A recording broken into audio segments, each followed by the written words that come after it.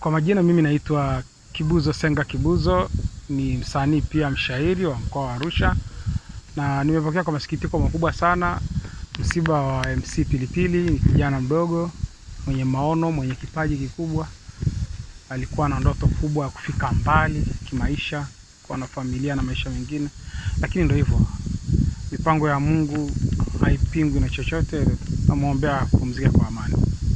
Kama MC Kibuzo, je, MC Pilipili umefahamu kwa namna gani na ni mtu ambaye alikuwa ni mtu namna gani? Ni kijana mdogo mwenye uwezo mkubwa, mwenye kujituma kwenye kazi zake. Ni kijana ambaye anapambana kwa kweli. Ni MC na ana biashara ndogo ndogo nyingi. Alikuwa na imani kwamba ukiwa unafanya shughuli yoyote usitegemee shughuli moja tu. Kwa hiyo hata kama ulikuwa ni MC, bado una jiko la chipsi, bado unafanya biashara fulani, una saluni. Nilikuwa napenda mawazo yake na ushauri wake kwa kweli. Ni kijana ambaye ukimsikiliza kwa makini unaelewa alikuwa na kitu kikubwa, lakini ndio hivyo, taa yake imezima sasa. Kwenye upande wa MC, je, pengo lake limewasili kwa namna gani? Katika maisha hakuna binadamu anaweza kuziba pengo la mtu, kwa sababu kila mtu ana kitu ambacho mwingine hana.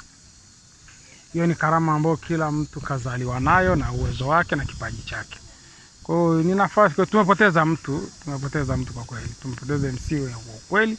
Tumepoteza kijana mpambanaji. Kiukweli pole sana familia, pole ndugu jamaa na marafiki, na pole wa Tanzania ambao walikuwa wamejipanga kwa ajili ya kufanya kazi na MC Pilipili. Kwa kingine cha kuambia MC wenzako na wananchi ambao walikuwa wanamfuatilia sana MC Pilipili?